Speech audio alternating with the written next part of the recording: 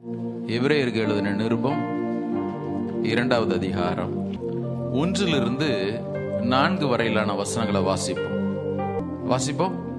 ஆகையால் நாம் கேட்டவைகளை விட்டு விலகாதபடிக்கு அவைகளை மிகுந்த ஜாக்கிரதையாய் கவனிக்க வேண்டும்.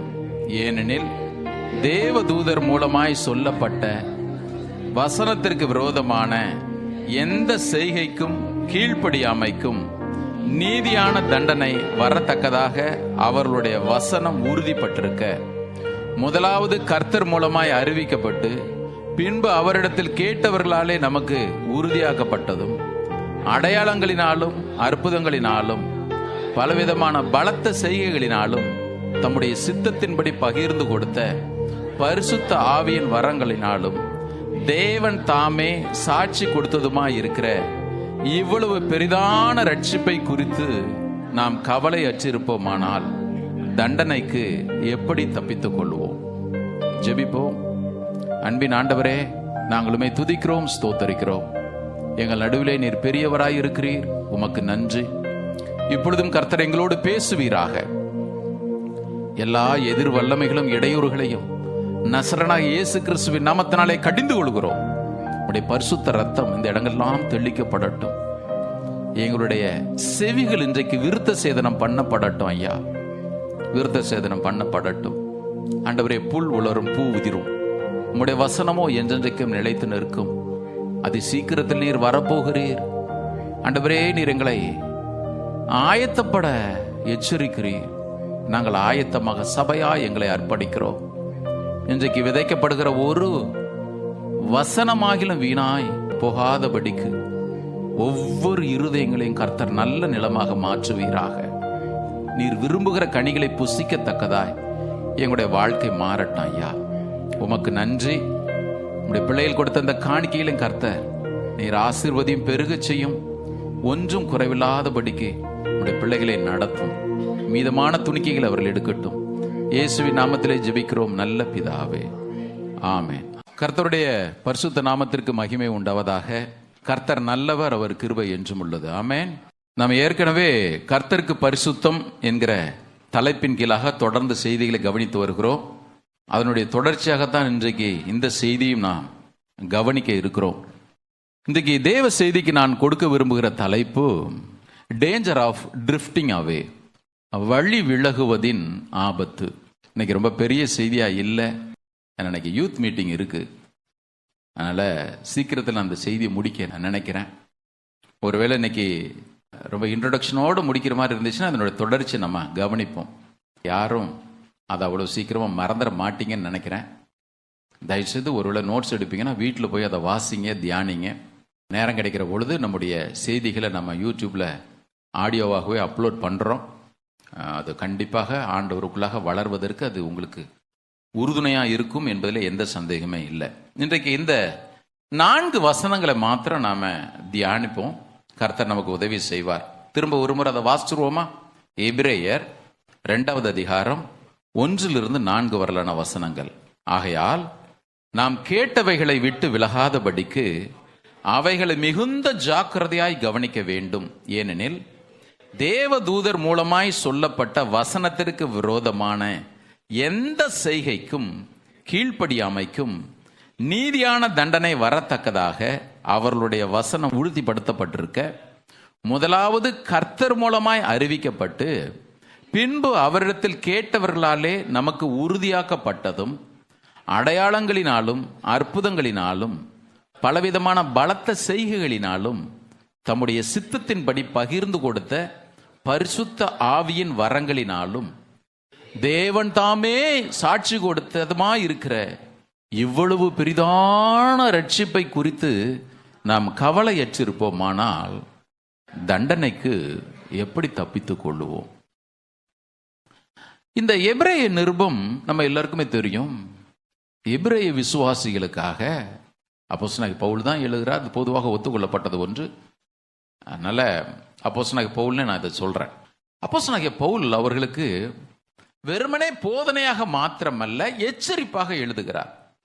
தேவன் கிறிஸ்துவுக்குள் வைத்திருக்கிற எல்லா நன்மைகளையும் அல்லது கிறிஸ்துவானவர் நமக்காக தேவனிடத்தில் எவையெல்லாம் செய்கிறார், நம்முடைய வாழ்க்கையில அவர் என்னவெல்லாம் செய்தார் என்பதை குறித்து அவர் பிரகடனப்படுத்துகிற அதே நேரத்தில் அதை உங்க வாழ்க்கையில என் வாழ்க்கையில எப்படி செயல்படுத்த வேண்டும், செயல்படுத்தியே ஆக வேண்டும் என்று சொல்லி ஆலோசனையாகவும் அவர் எழுதுகிறார். ரொம்ப அற்புதமான ஒரு நிருபம் இது. நான் விரும்பி படிக்கிற நிருபங்கள்ல இந்த எபிரேய நிருபம் ஒன்று. முடிஞ்சா எனக்கு வீட்டுக்கு போய் படுக்கிறதுல ஒரு 13 அதிகாரத்தின் சக்குனுடைய வாசிச்சிருங்க. எப்பவுமே நிருபங்களை வாசிக்கும் பொழுது மாத்திரம் பாதியாக வாசிக்காதீங்க. கூடிய வரைக்கும் எந்த புத்தகத்தை எடுத்தாலும் மொத்தமாக வாசிச்சிங்கன்னா அது உங்களுக்கு ரொம்ப நல்லா இருக்கும். அதனுடைய கண்டினியூட்டி விட்டு போகாமல் உங்களுக்கு புரியும். எப்பவுமே வேதத்தை வாசிக்கும் பொழுது அதை பழக்கமாக வச்சுக்க. சரி, இந்த 2வது அதிகாரம் தொடங்கும் பொழுது ஆகையால் அப்படின்னு தொடங்குது. ஆகையால் இந்த வசனத்தை NIV எப்படி போட்டிருக்கு அப்படின்னு பார்த்தீங்கன்னா, இங்கிலீஷ் KJVல வந்து பார்த்தீங்கன்னா therefore lest at any time we should let them slip. நாம் வழுவி போகாமல் இருக்க வேண்டும், வழுவி போகாமல் இருக்கும்படி நமக்கு சொல்லப்பட்டவைகளை கவனிக்க வேண்டும். இந்த வார்த்தைகளை சொல்லப்படுகிற சத்தியத்தை கவனிக்க வேண்டும், வழுவி போகாதபடிக்கு அப்படின்னு போட்டிருக்கு. ஆனா NIVல நியூ இன்டர்நேஷனல் வெர்ஷன்ல we must pay more careful attention therefore to what we have heard so that we do not drift away அப்படின்னு போட்டிருக்கு.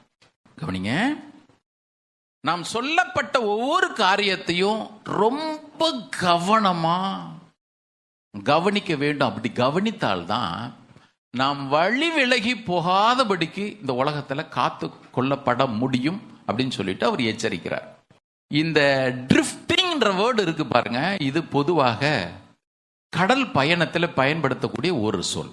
கப்பல் பிரயாணத்தில் போறவங்க இந்த ட்ரிஃப்டிங்ன்ற வேர்டை அவங்க யூஸ் பண்ணுவாங்க. ட்ரிஃப்டிங் அந்த வார்த்தையினுடைய அர்த்தம் என்ன அப்படின்னு கேட்டிங்கன்னா, வழி விலகி போய்கிட்டே இருப்போம், ஆனால் வழி விலகி போன மாதிரியே நமக்கு தெரியாது. கர்த்தருடைய பிள்ளைங்க கவனிங்க, இன்னைக்கு நிறைய பேருடைய லைஃப்பை அப்படியே ரிஃப்ளெக்ட் பண்ற மாதிரி அப்போஸ்தலனாகிய பவுல் இங்க எழுதுறார். ட்ரிஃப்டிங்னா என்ன?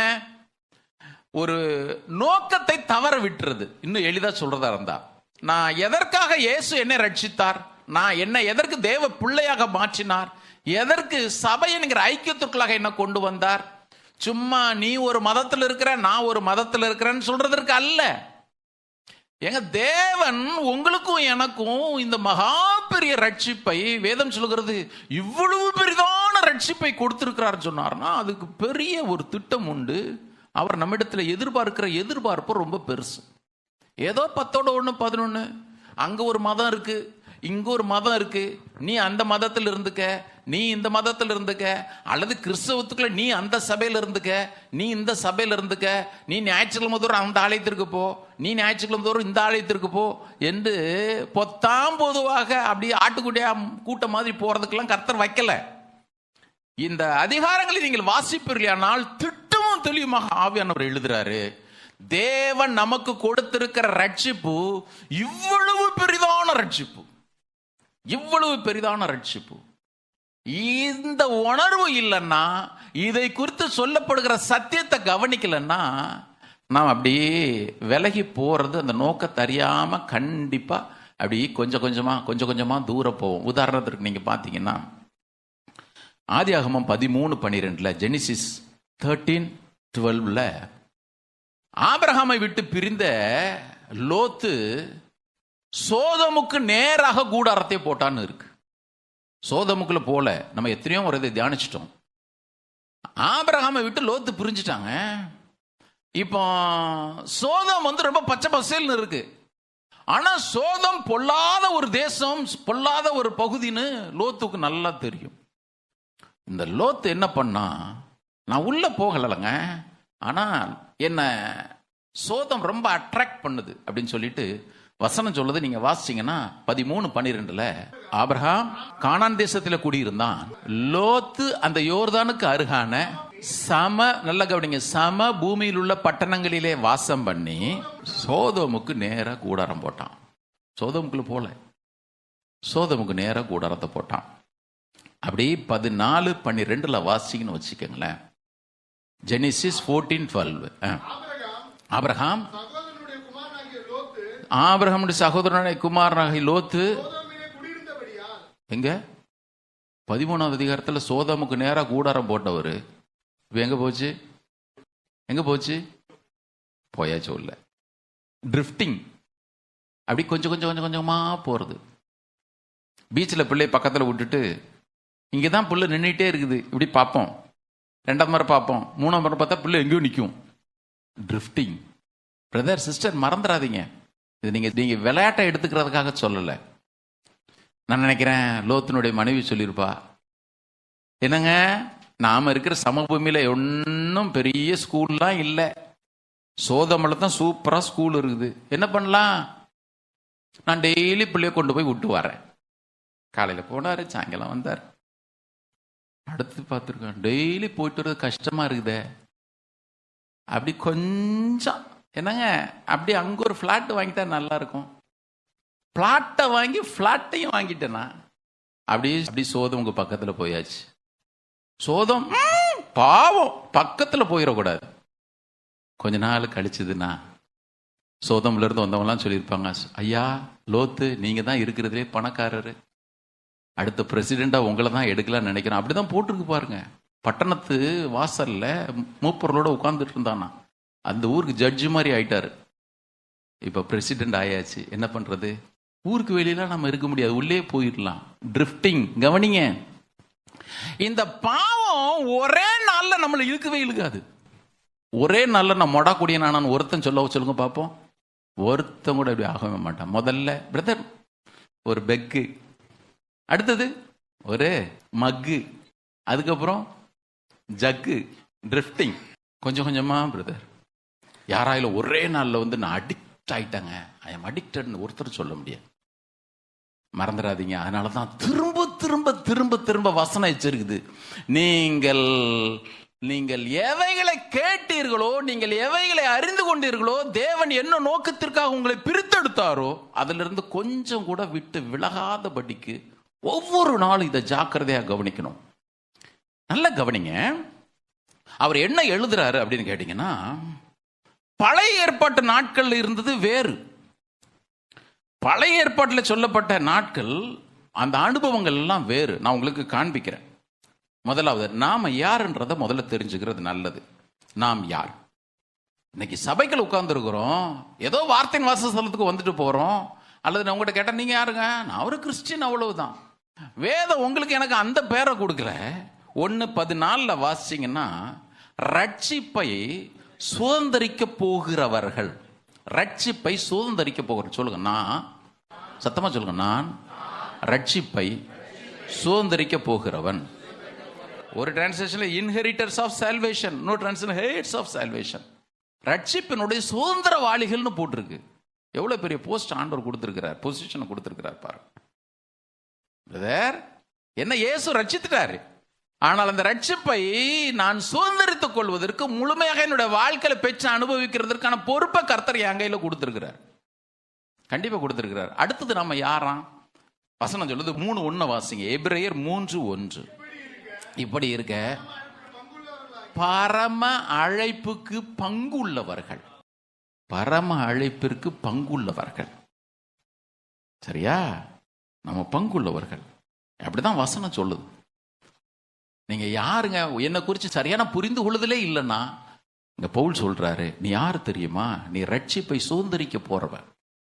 இந்த ரட்சிப்பை சுதந்திரிக்க போறவன். 1வது அதிகாரத்தில் அவர் எழுதும் பொழுது தேவதூதரை விட இயேசு பெரியவர் எழுதுறார். கவனிக்கணும், நல்ல தயவுசெய்து கவனிங்க. தேவதூதர்களை விட இயேசு பெரியவர் அப்படின்னு எழுதுறார். இந்த இயேசு தேவதூதரை விட சிறியவர் அல்ல. அவர் மாம்சமா வந்ததுனால தேவதூதர்களை விட சிறியவர் ஆக்கப்பட்டிருந்தார். அது ரொம்ப முக்கியம். சில பேர் இந்த வசனத்தை வச்சு உங்ககிட்ட வந்து பாருங்க, இயேசு தேவதூதரோட சிறியவர் இல்ல, தேவதூதர்களை விட அவர் சிறியவர் ஆக்கப்பட்டார். ஏன் சிறியவர் ஆக்கப்பட்டார்? வேதம் சொல்லுகிறபடியே பாவம் அறியாத நமக்காக அவரை பாவமாக்கினார். ஒருத்தன் பாவி ஆக்கினார்னு சொல்லிட்டு பேசிட்டு அலைஞ்சிட்டான். அதே நம்மளுக்கு யூடியூப்ல பார்த்துட்டு இருந்தாங்க பாருங்க. பாவமாக்கினார்னு போட்டிருக்கு. அது மாதிரி இந்த இயேசு தேவதூதர்களை விட சற்று சிறியவராக்கப்பட்டிருந்தார். ஏன்னா யூதர்கள் அன்னைக்கு தேவதூதர்களை பெருசா நினைச்சாங்க. இன்னைக்கும் கூட கர்த்தருடைய பிள்ளைய வாழ்க்கையில தேவதூதர்கள் அவர்களுடைய வேலை உண்டு, பணி உண்டு. அப்போ இந்த தேவதூதர்களை பத்தி பேசும் பொழுது இயேசு தேவதூதர்களும் பெரியவர் மாத்திரமல்ல, அந்த தேவதூதர்கள் இப்ப வாசிங்க, முதலாவது அதிகாரத்தினுடைய கடைசி வசனத்தை வாசிங்க பார்ப்போம். ரட்சிப்பை சுதந்தரிக்க போகிறவர்கள் நிமித்தமாக ஊழியம் செய்யும் படிக்கு அவர்கள் எல்லாரும் அனுப்பப்படும் பணிவிடை ஆவிகளா இருக்கிறார்கள். எல்லாம் கரங்களுக்கு சத்தமர அலையில சொல்லுங்க பாப்போம். இந்த தேவதூதர்கள் எல்லாம் பணிவிடையின் ஆவிகள் போட்டிருக்கு. யாருக்கு? ரட்சிப்பை சுதந்தரிக்க போகிற நிமித்தமாக. இப்ப யோசிச்சு பாருங்க, ஏன் பவுல் அதை சொல்லுகிறார்? இவ்வளவு பெரிதான ரட்சிப்பு அப்படின்னா, தேவதூதர்கள் என்று சொல்லப்படுகிறவர்களும் கூட ரட்சிப்பை சுதந்தரிக்க போகிற நிமித்தமாக அனுப்பப்படுகிற பணிவிடையின் ஆவிகளா இருக்கிறார்கள்னா, அப்போ ரட்சிப்பு எவ்வளவு பெருசு பாருங்க. ரட்சிப்பு எவ்வளவு பெருசு. உங்களுக்கு எனக்கு ஆண்டவர் கொடுத்த ரட்சிப்பு திரும்ப திரும்ப நான் உங்களுக்கு சொல்றது அதுதான். ஒரு நாளும் இந்த ரட்சிப்பை ரொம்ப சாதாரணமா நினைச்சிடாதீங்க. ஒரு நாள் இதை நெக்லெக்ட் பண்ணிடாதீங்க. தேவன் கொடுத்த இந்த ரட்சிப்பை குறித்து கவலையற்றவர்களா இருக்காதீங்க. நான் சொல்றேன், வேதத்துல கவலைப்படாதிருங்கள் திரும்ப திரும்ப சொல்ற வேதம் கவலைப்படுங்கள்னு சில காரியத்தில் சொல்லியிருக்குது. அது ஒரு நாளுக்கு நம்ம தியானிக்கணும். இங்க சொல்லியிருக்குது, தேவன் உங்களுக்கு கொடுத்த ரட்சிப்பை எப்படி ஆயிலும் தக்க வைத்துக் கொள்ள வேண்டும் என்கிற கவலை உங்களுக்கு ஒவ்வொரு நாளுக்கு இருந்தே ஆகணும்.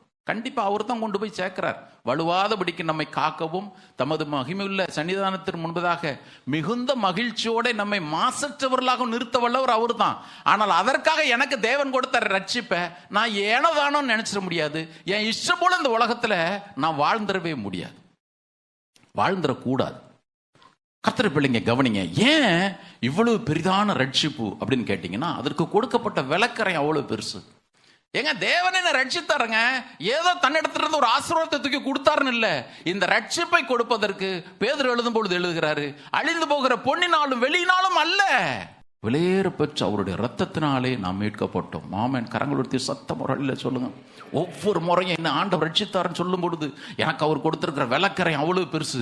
ஒவ்வொரு முறையும் நான் ரட்சிக்கப்பட்டேன் என்று சொல்லும் பொழுது எனக்காக அவர் சிலுவையில் சிந்தின ரத்தம், அவர் அனுபவித்த வலிகளும் வேதனைகளும் நிந்தைகளும் அவமானங்களும் அவ்வளவு பெருசு. அவ்வளவு பெருசு அவர் எனக்கு விலைக்கரைமாக கொடுத்து என்னை மீட்டு கொண்டபடியினாலே எதுவும் சொல்கிற இந்த ரட்சிப்பு இவ்வளவு பெருசு. சும்மா உலகத்துல 10 11 வாழ்றதுக்கு இல்லைங்க அந்த வாழ்க்கை. அதற்கு தரல தேவன், அதற்கு நம்ம ரட்சிக்கல.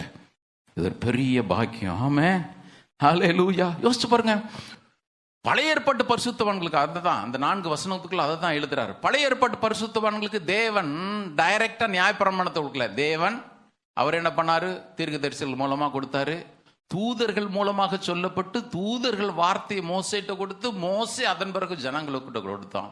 ஆனால் நமக்கு என்ன தெரியுமா பாக்கியம்? இந்த ரட்சிப்பின் செய்தின்னு ஒன்று இருக்குது பாருங்க. இது எப்படி கொடுத்துட்டாரு அப்படின்னு கேட்டீங்கன்னா, அந்த வாசிங்க எபிரேயர் 1வது அதிகாரத்துல, பூர்வ காலங்களிலே பங்கு பங்காகவும் வகை வகையாகவும் தீர்க்கதரிசிகள் மூலமாய் பிதாக்களுக்கு திருவுளம் பற்றின பாட்டு பாட்டா தான் ஆண்டவர் காட்டினார். பரிசுத்தத்தை கொஞ்சம் காட்டினாரு, அன்பை கொஞ்சம் காட்டினாரு, அவ்வப்போது காட்டினார். இந்த கடைசி காலங்களில் ரட்சிக்கப்பட்டிருக்கிறோம் நமக்கு எப்படி காட்டினாராம்? 2வது வசனம், இந்த கடைசி நாட்களிலே குமாரன் மூலமாய் நமக்கு திருவுளம் பற்றினார். அப்படின்னு என்ன அர்த்தம் தெரியுமா? டைரக்டா நமக்கு அந்த வார்த்தை கொடுத்துட்டார். யாரு நடுவுல? யார் அப்படி தூதன் போய் மோசேட்டு கொடுத்து மோசே அப்படி இல்லை. தேவன் தம்முடைய குமாரன் வெளிப்பட்டார். குமாரன் மூலமாக எல்லாவற்றையும் எனக்கு அவர் தந்துட்டார். தம்மையே வெளிப்படுத்திட்டார். இயேசு சொன்னார், என்ன கண்டவன் பிதாவை கண்டான். போ. அறியப்படாத தேவன், அதரிசனமான தேவன், காணக்கூடாதவர், ஒருவரும் சேரக்கூடாத ஒளியில வாசம் பண்ணுகிறவர் குமாரன் மூலமா வெளிப்படுத்தி காண்பிச்சிட்டாரு. தம்மை முழுவதுமாக வெளிப்படுத்தி காண்பிச்சிட்டார். கர்த்தருக்கு ஸ்தோத்திரம். தேவன் நமக்கு கொடுத்த ரட்சிப்பினுடைய மேன்மையும் மகத்துவம் எவ்வளவு பெருசு பாருங்க. வெளியில சொல்லுவோமா? இப்ப விசுவாசிகளுக்கு இருக்கிற பிரச்சனை என்ன அப்படின்னு கேட்டீங்கன்னா, நம்பர் 1 வலிவி போறது. இந்த ட்ரிஃப்டிங் அப்படின்னு சொன்னல, இது வலிவி போகும். அதாவது வலிவி போகும்னா அலசடிப்படுறது. இப்போ நங்கூரமே இல்லாத ஒரு கப்பல் அப்படியே அலையில் அசைஞ்சு அசைஞ்சு அசைஞ்சு அது எங்கே போகணுன்னே தெரியாது. சிங்கப்பூருக்கு போகிறதுக்கு பதிலாக சைனாவுக்கு போய் சேர்ந்துடும். அது நிறைய பேர் அப்படி தான். கவனிங்க, கிறிஸ்தவ வாழ்க்கையில் அடிக்கிற புயலும் கேட்குற உபதேசமும் அப்படியே அடித்து அடித்து அடித்து அடித்து எங்கேயா கொண்டு போயிடும். இது ஒரு பிரச்சனை. இந்த எபிரேய விசுவாசிகளுக்கு இருந்த பிரச்சனை என்ன தெரியுமா? நம்பர் 1, அந்த ட்ரிஃப்டிங் அவே பிரச்சனை இருந்துச்சு. 2வது ஒன்று இருக்குது. இந்த பிரச்சனை எல்லாம் நம்ம சபைகளுக்குள்ள இருக்கிறது தான். வாசிங்க 5வது அதிகாரம் 1வது வசனத்தை. 5:11 எல்லாரும் எடுங்க. எபிரேயர் 5:11 5:11. இந்த மெல்கிசேதேக்கை பற்றி விசாரமா பேசலாம். ஆனா ஏன் பேச முடியாதுன்னு கேட்டீங்கன்னா, நீங்க கேள்வி, நீங்க கேட்கறதுலே மந்தம், டல் ஆஃப் ஹியரிங். ஒன்று ட்ரிஃப்டிங் அவே, இன்னொன்று டல் ஆஃப் ஹியரிங். பார்த்தீங்களா? நல்லது அப்படியே வந்து வசனத்தை பேச ஆரம்பிச்சோன்னா அப்படி இருக்கும். அப்படி ஆவியில் நிரம்பாமலே 3வது வானத்துக்கு போயிடுறது. பார்த்தீங்கன்னா அப்படி நீங்கள் வசனத்தை பேச ஆரம்பிச்சோன்னா அப்படி கண்ணு சொத்தும். பவுல் சொல்றாரு, கேட்கறதுல மந்தம். அடுத்தது இன்னொன்று இருக்குது. அப்படி 3வது அதிகாரம் பாருங்க. 3வது அதிகாரம் 8, 13, 15 வசனங்களை வாசிச்சிங்கன்னா, இந்த ஹார்ட் அண்ட் ஹார்ட்னு ஒன்று இருக்குது. ஒன்று வலிவு போகிற இருதயம். அடுத்தது என்னன்னு கேட்டிங்கன்னா, கேட்கறதுல மந்தம். 3வது ஒன்று போயிட்டீங்கன்னா, என்ன கேட்டாலும் சரி, சம்மட்டி வச்சு அடித்தாலும் சரி, அணுகுண்டே தூக்கி போட்டாலும் சரி, நான் செய்கிறத நான் செஞ்சுக்கிட்டே தான் பிரதர் இருப்பேன். நீங்கள் பரிசுத்தத்தை பற்றி பேசினாலும் எனக்கு கவலை இல்லை, நீங்கள் நீதியை பேசினாலும் எனக்கு கவலை இல்லை, நீங்கள் எதை விட சொன்னாலும் நான் விட மாட்டேன், நீங்கள் எதை விடக்கூடாதுன்னு சொல்கிறீங்களோ அதை நான் விட்டுருவேன். கவனிங்க, எபிரேய விசுவாசிகளுக்கு இந்த 3 இருந்துச்சு. ஒன்று சொல்லி அப்படி அப்படி ஸ்லிப்பாகி போயிட்டே இருக்கும். அடுத்தது என்னத்தை சொன்னாலும் அப்படி, அடுத்தது என்னத்தை சத்தியத்தை கேட்டாலும் சரி, நான் அசைஞ்சு கொடுக்கவே மாட்டேன் பிரதர். நான் வாழ்க்கை அவ்வளோதான், அப்படியே தான் நான் இருப்பேன். எத்தனை செய்தி கேட்டாலும் என் வாழ்க்கை அப்படி தான் இருக்கும். என் வாழ்க்கை மட்டும் மாறவே மாறாது. டேஞ்சர். கவனிங்க, வாழ்க்கையில் இருக்கிறதுல ரொம்ப ஆபத்தானது ஒன்று. இதுக்கு நம்ம ரட்சிக்கப்படாமலே இருந்திருக்கலாம், இதுக்கு நம்ம சபை விட்டு வெளியவே இருந்திருக்கலாம். சரி, இந்த இந்த வழுவி போகிறதுன்னு இருக்குது பாருங்க, அலசடி போடுறது இருக்கு பாருங்க, ட்ரிஃப்டிங் அவே.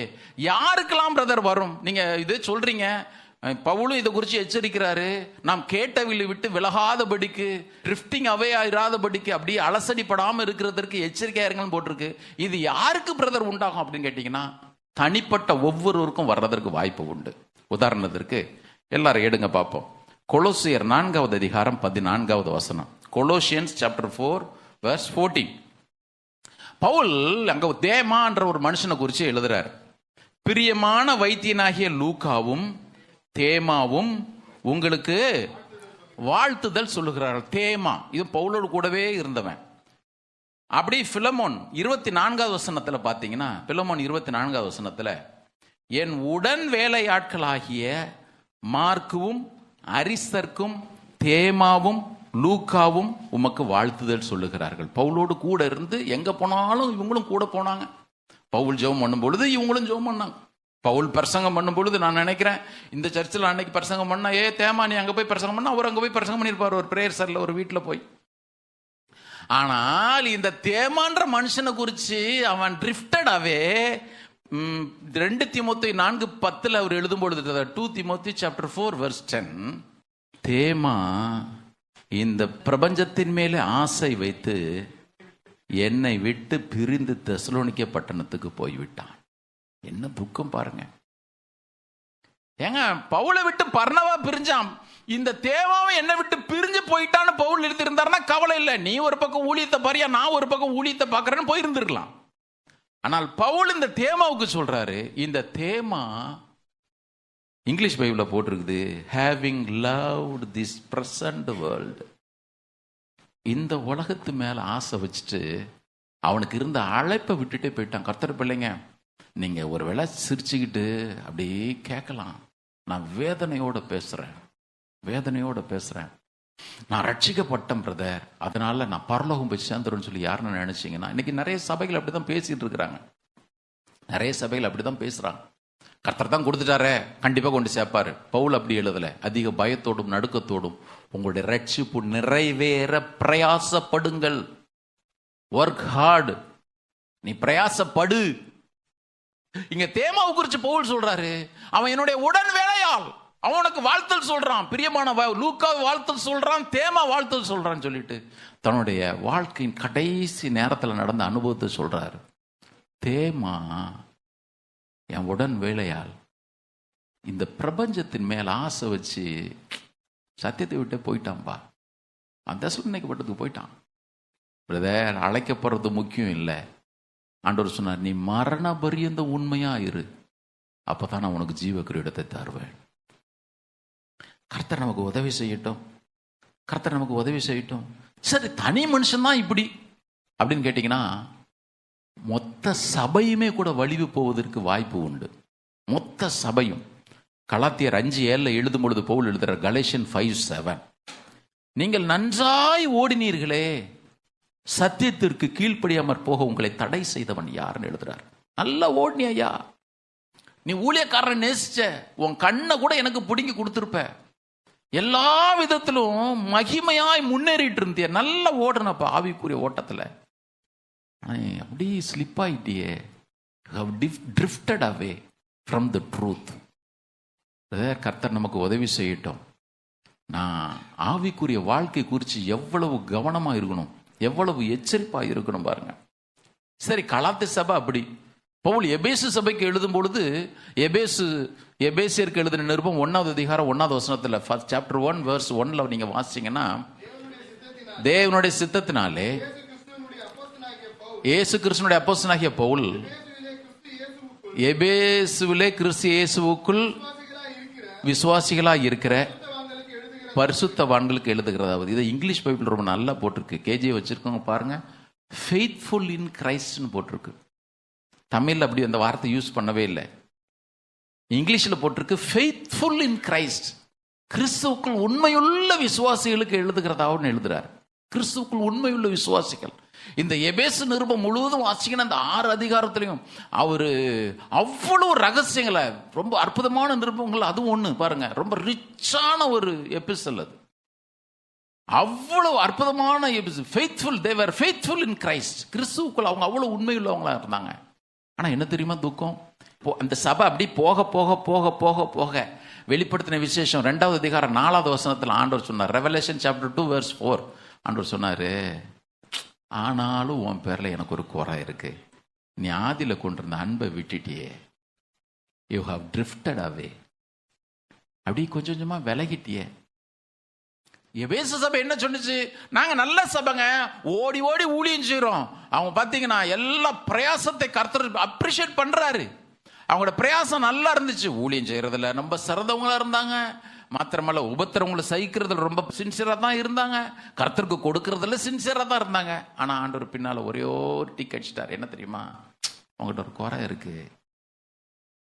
நீ ஆதியிலே கொண்டிருந்த அன்பை விட்டாயின்னு என்ன தெரியுமா அர்த்தம்? ஆதியில நல்ல அன்பா இருந்த, அதுதானே அர்த்தம். நீ என் மேல இருக்கிற அன்பு இல்லாமல் இன்னைக்கு நிறைய பேர் கர்த்தருக்கு ஊழியம் செய்யறாங்க. திரும்ப திரும்ப சொல்றேன், கர்த்தருக்கு மேல அன்பு இருந்தா கண்டிப்பா ஊழியம் செய்வோம்.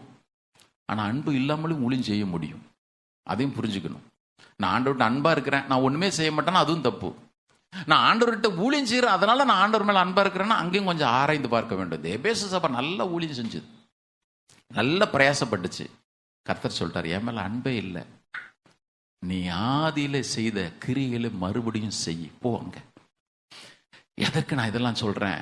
இந்த தேவனை விட்டு, சத்தியத்தை விட்டு, தேவன் என்ன நோக்கத்திற்காக என்னை அழைத்தாரோ அதிலிருந்து வழி விலகிறது தனி மனுஷனுக்கும் சாத்தியக்கூறுகள் உண்டு. சபையாய் வழி விலகி செல்றதற்கும் ஏராளமான சாத்தியக்கூறுகள் உண்டு. பரிசுத்த ஆவியானவர் நமக்கு உதவி செய்வாராக. ஆமென். நல்லா தொடங்கின நாம கரெக்டா போய் முடிக்கணும்.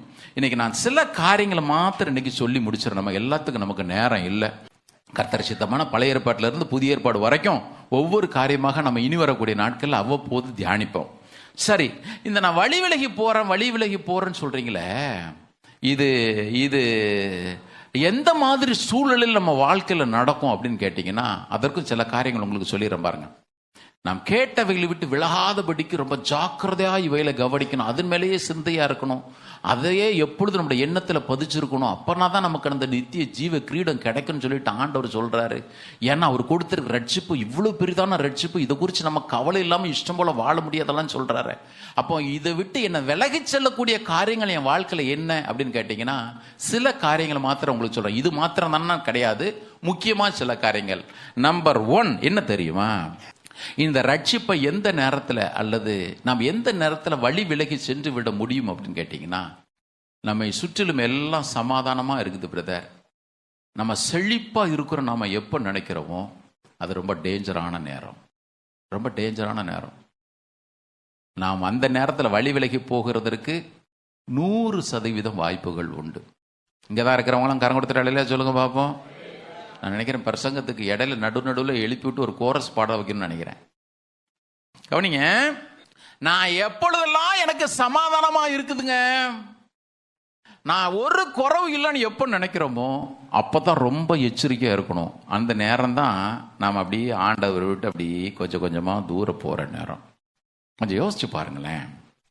இளைய குமாரனை குறித்து நம்ம எல்லாருக்குமே தெரியும். லூக்கா 15வது அதிகாரத்தில் ஒரு தகப்பனுக்கு 2 குமாரர்கள். அது சின்ன பிள்ளைகிட்ட கேட்டால் கூட சொல்லும். சின்ன பிள்ளைகிட்ட கேட்டால் கூட சொல்லும். நாங்கள் செங்கல் சூழலில் ஊழியத்திற்கு போகும்பொழுது இந்த சின்ன பிள்ளைங்கள்லாம் கையாமையான்னு கத்திட்டு கிடக்கும். அதனால் நான் தனியாக அது எல்லாத்தையும் கூட்டு போய் செங்கல் அடுக்குக்கு பின்னால் போய் உட்காந்து சண்டே ஸ்கூல் மாதிரி நடத்துறது உண்டு. முதல்ல ஒரு ஊரில் குள்ளமாக ஒரு மனுஷன் இருந்தான் அப்படின்னு சொன்னோன்னு அதுங்க சொல்லும், சகைத்தனா அப்படின்னும். அடப்பாவி, உனக்கிட்ட நான் என்னத்தை போதிக்கிறது, உட்காரு.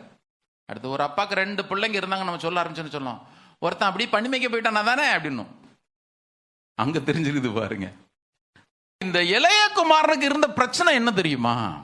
நீங்க நினைக்கிறீங்க அவன் போனா வேசிகள் இடத்துல தன்னுடைய ஆஸ்தி அழித்து போட்டான். அப்படி யார் சொன்னது? மூத்த குமாரன் அப்பா கிட்ட இருந்துகிட்டே பல 100 கிலோமீட்டர் தூரத்துக்கு போனா தம்பியை பார்த்துட்டு இங்க சொல்றாரு, அவன் வேசிகள் இடத்துல தன்னுடைய ஆஸ்தி அழிச்சு போட்டான். இவரு தான் பக்கத்துல போய் நின்று பார்த்த மாதிரி. போனா அழிச்சிட்டான்னு சொல்லியிருக்கலாம். சரி, எப்படியோ அழிச்சான் விடு. நல்ல கவனிங்க, இவனுக்கு இருந்த பிரச்சனை என்ன தெரியுமா? இவனுக்கு இருந்த பிரச்சனை ஆஸ்தி கொண்டு போய் அழிச்சது இல்லை. டெய்லி அப்பா கிட்ட வந்து அந்த டச்சில் இருந்துகிட்டே இருந்திருக்கணும். என் அப்பா கொடுக்க மாட்டேன்னு சொல்ல போற. டெய்லி வருவான், டேடி இன்னைக்கு ஃப்ரெண்ட்ஸுங்களோட போனோன்னு ஒரு 5000 ரூபா கொடுங்க, இந்த பாப்பா அப்படின்னு. டெய்லி வந்து அப்பா முகத்தை பார்த்து அப்பாட்ட கேட்கறது கஷ்டமா இருக்குது. மொத்தமா கொடுத்துட்டேன்னா நான் அப்படியே போயிட்டே இருப்பேன். வேதம் சொல்லுகிறது, அவன் ஆஸ்தியை பிரித்து வாங்கிட்ட உடனே போயிடல, சில நாட்களுக்கு பின்பு போனான். வாலிப பிள்ளைங்க நல்லா கவனிங்க. நீ ஏன் ஃபெல்லோஷிப்பை விடக்கூடாது தெரியுமா? இன்னைக்கு நீ ஃபெல்லோஷிப்பை விட்டுருவ, இன்னைக்கு ஒரு நாள் ஆலயத்திற்கு வராம வீட்டில் உட்காந்துருவோம். அல்லது இன்னைக்கு ஒரு நாள் விட்டதுக்கு அப்புறம் அடுத்த நாளுக்கு என்ன தெரியுமா தோணும்? போனவருமே போல, இதெல்லாம் முடிச்சுட்டு அடுத்து ஃபர்ஸ்ட் வீக்கு கம்பெனிக்கு போயிடலாம், என்ன பிரதர் பிரச்சனை? அப்படி போவோம் பாருங்க, அப்படியே கேப் விழுந்துகிட்டே இருக்கும். கர்த்தருடைய பிள்ளைங்க கவனிங்க, இந்த இளையகுமாருக்கு இருந்த பிரச்சனை என்ன அப்படின்னு கேட்டீங்கன்னா, அவன் டெய்லி வந்து தகப்பனை பார்த்தான். இப்ப பார்க்க வேண்டிய அவசியமே இல்லை. இப்ப தகப்பனை விட்டு தகப்பனை பார்க்கறதுக்கு விருப்பம் இல்லாம நீ 100 கிலோமீட்டர் போனான்னு, 200 கிலோமீட்டர் போனான்னா, 500 கிலோமீட்டர் போனா என்ன, போனதுதான். மறந்துடாதீங்க. ஏன் தகப்பனை விட்டு தூர போக வேண்டிய சூழ்நிலை?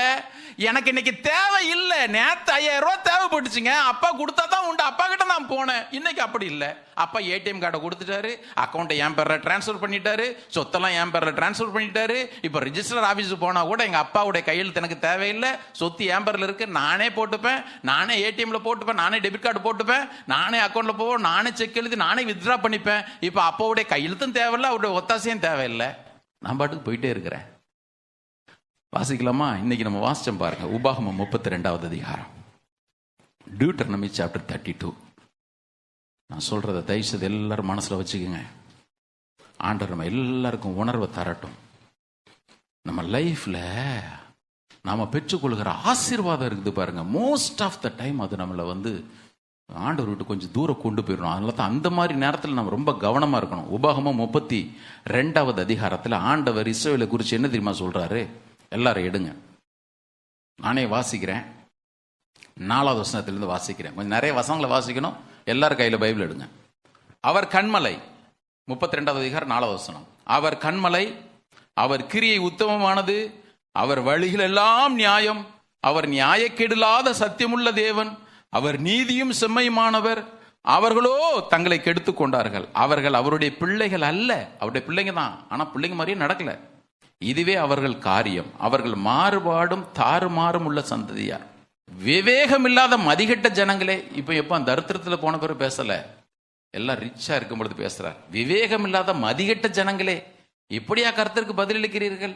உன்னை ஆட்கொண்ட பிதா அவர் அல்லவா? உன்னை உண்டாக்கின, உன்னை நிலைப்படுத்தினவர் அவர் அல்லவா? பூர்வ நாட்களை நினை, தலைமுறை தலைமுறையாய் சென்ற வருஷங்களை கவனித்து பார். உன் தகப்பனை கேள், அவன் உனக்கு அறிவிப்பான். உன் மூப்பர்களை கேள், அவர்கள் உனக்கு சொல்லுவார்கள். 8வது வசனம், உன்னதமானவர் ஜாதிகளுக்கு சுதந்திரங்களை பங்கிட்டு ஆதாமின் புத்திரரை வெவ்வேறாய் பிரித்த காலத்தில் இஸ்ரவேல் புத்திரருடைய தொகைக்கு தக்கதாய் சர்வ ஜனங்களின் எல்லைகளை திட்டம் பண்ணினார். இந்த வசனத்தை நான் வேற மாதிரி ஒரு நாள் உங்களுக்கு சொன்னேன், உங்களுக்கு ஞாபகம் இருக்குன்னு நினைக்கிறேன். அதுக்குள்ள போல 9வது வசனத்தை கவனிங்க. கர்த்தருடைய ஜனமே அவருடைய பங்கு, யாக்கோபு அவருடைய சுதந்திர விதம். அவன் எப்படி கடந்தான்? 10வது வசனம் சொல்லுது, பாழான நிலத்திலும் ஊழையிடுதலும் உள்ள வெறுமையான அவாந்தர வெளியிலும் அவர் அவனை கண்டுபிடித்தார். அவனை நடத்தினார், அவனை உணர்த்தினார், அவனை தமது கண்மணியை போல காத்தருளினார். கழுகு தன் கூட்டை கலைத்து தன் குஞ்சுகளின் மேல் அசைவாடி தன் செட்டைகளை விரித்து அவைகளை எடுத்து அவைகளை தன் செட்டைகளின் மேல் சுமந்து கொண்டு போகிறது போல கர்த்தர் ஒருவரே, வாசிங்க, அவனை வழி நடத்தினார். அந்நிய தேவன் அவரோடு இருந்தது இல்லை. பூமியில் உள்ள உயர்ந்த ஸ்தானங்களின் மேல் அவனை ஏறி வரப்பண்ணினார். வயலில் விளையும் பலனை அவனுக்கு புசிக்க கொடுத்தார். கண்மலையில் உள்ள தேனையும் கற்பாரிலிருந்து வடியும் எண்ணெயும் அவன் உண்ணும்படி செய்தார். என்னெல்லாம் கொடுக்கிறார் பாருங்க. பசுவின் வெண்ணையையும் ஆட்டின் பாலையும் பாசானில் மேயும் ஆட்டுக்குட்டிகள் ஆட்டுக்கடாக்கள் வெள்ளாட்டு கடாக்கள் இவைகளுடைய கொழுப்பையும் கொழுமையான கோதுமையும் ரத்தம் போன்ற சுயமான திராட்சை ரசத்தையும் சாப்பிட்டாய். இப்ப எல்லாத்தையும் ஊட்டி ஊட்டி எல்லா பிளெஸிங்கும் கொடுத்து கொடுத்து கொடுத்து கொடுத்து கொடுத்து கொடுத்து இப்போ இஸ்ரவேல் ஈஸ்வரன் எப்படி திரும்ப மாறிடுச்சு? வசனம், கொழுத்து போய் உதைத்தான். ஊர்ல சொல்லுவாங்க பாருங்க, கொழுப்பு எடுத்து போய் உதைக்கிறான் பாரு. ஆண்டவர் இஸ்ரவேல் ஜனங்களை சொல்றாரு, எல்லாம் கொடுத்தேன் அவனுக்கு, மற்ற யாருக்கும் கொடுக்காத இவங்களுக்கு கொடுத்தேன். மற்றவங்களுக்குலாம் பங்கு போறதுக்கு முன்னாடி நான் இவனுக்கு சுதந்திரமா இருந்து நீ ஃபர்ஸ்ட் பெஸ்ட் எடுத்துக்கடான்னு இவனுக்கு கொடுத்தேன். கொடுத்து இவனை ஊட்டி ஊட்டி வளர்த்து யசுரன் கொழுத்து போய் உதைச்சான். கொழுத்து ஸ்தூலித்து நினந்துண்ணின போது தன்னை உண்டாக்கின தேவனை விட்டு தன் ரட்சிப்பின் கண்மலையை அசட்டை பண்ணினான். தன்னை ரட்சித்த தேவன் அவன் அசட்டை பண்ணினான். எல்லாம் நல்லதான் பிரதர் இருக்கு. நேற்று காலையில கூட நான் பைபிளை வாசிச்சிருக்கும்போது திடீர்னு சொன்னான், இந்த சாலமன் எல்லாத்தையும் நல்லா தானே எழுதி வச்சிருக்கான், பின்ன ஏன்பா அவன் அப்படி கேடுகிட்டு போனான் அப்படின்னு கேட்டான். அதுக்கு என்ன பண்ண முடியும்? அவன் லைஃப் எப்படி தெரியுமா இருந்துச்சு? சாலமோன், தாவீதுக்காவது வாழ்க்கை ஃபுல்லா போராட்டமா இருந்துச்சு. சாலமோன் லைஃப் எப்படி தெரியுமா ஆண்டவர் எழுதி வச்சிருக்காரு? வாசிங்க பாப்பா, அந்த வசனத்தை வாசிச்சிருங்க. 1 ராஜாக்கள் 4வது அதிகாரம் 25, 1 Kings chapter 4 verse 25. சாலமோனுடைய நாளெல்லாம் தான் துவைக்கு பெயர் சபா மட்டும் யூதாவும் இஸ்ரவேலும் அவரவர் தங்கள் தங்கள் திராட்சை செடி நிழலிலும் தங்கள் தங்கள் அத்திமரத்து நிழலிலும் சுகமாய் குடியிருந்தார்கள். ஒரு யுத்தம் கிடையாது. No Hezbollah, no Hamas, no Houthi, ஒன்றும் கிடையாது. நோ மிசைல்ஸ், ஒன்றும் எல்லாம் கூலாக இருந்தாங்க. ஒழுங்காக முடிச்சிருக்கணுமா முடிச்சிருக்க கூடாதா? ஆண்டவர் வந்து சொல்லி சொல்லி பார்த்தார், ஏப்பா 1 2 பரவாயில்ல நிறுத்திக்கோ. 100 தண்டி 200 தண்டி 300 தண்டி 400 தண்டி 500 தண்டி 1000 வரைக்கும் போயிட்டு இருக்குதே. ட்ரிஃப்டிங் அவே பிரதர். திரும்ப திரும்ப சொல்றேன், என் வாழ்க்கையில சகல நன்மைகளும் பரிபூர்ணமா இருக்குது. அதனாலதான் ஆண்டவர் உபாகமம் 28:47 தான் அவர் சொல்லும்போது சொல்லுகிறார், சகலமும் பரிபூர்ணமாய் இருக்கையில் உன் தேவனாகிய கர்த்தர் நீ மனப்பூர்வமாய் செய்யாமற் போனது நிமித்தம் ரிஸ்க் வந்துருது. அந்த இடத்துல வழி விலகுதல், விலகி செல்லுதல். சரி, 2வது காரணம், சில நேரத்துல ஆசீர்வாதங்கள் இருக்கும் பொழுதெல்லாம் ஆண்டவரை பற்றிட்டு இருப்போம். ஆனா உபத்திரவம் ஒண்ணு வரும் தெரியுமா? நிறைய சொல்லணும். உங்களுக்கு வசனத்தை மட்டும் காட்டிடுறேன். மத்தேயு 13வது அதிகாரத்துல விதைக்கிறவனோட ஓமை குறித்து ஆண்டவர் சொல்லும் பொழுது 13:23 வாசிங்க. Matthew chapter 13 verse 23. நல்ல நிலத்திலே விதைக்கப்பட்டோம். அதுக்கு முந்தின வசனம். முள்ளுள்ள இடங்களிலே விதைக்கப்பட்டவன் வசனத்தை கேட்கிறவனாய் இருந்தும் உலக கவலையும் ஐஸ்வர்யத்தின் மயக்கமும் ரெண்டு டேஞ்சர். கரெக்டா? உலக கவலை. இங்க வந்து என்னதான் விசுவாச வார்த்தையில கேட்டாலும் ஒருத்தர் வந்து சொல்லுவாரு, நேற்று இவ்வளவோ தேவையோடு இருந்தான், கர்த்தர் என் தேவையெல்லாம் சந்திச்சாரு. இந்த சாட்சியை எதுக்கு கர்த்தர் சொல்ல வைக்கிறார் அப்படின்னு கேட்டீங்கன்னா, உன் தேவையை சந்திக்க உண்மை உள்ளவராக இருக்கிறான்னு சொல்றது தான்.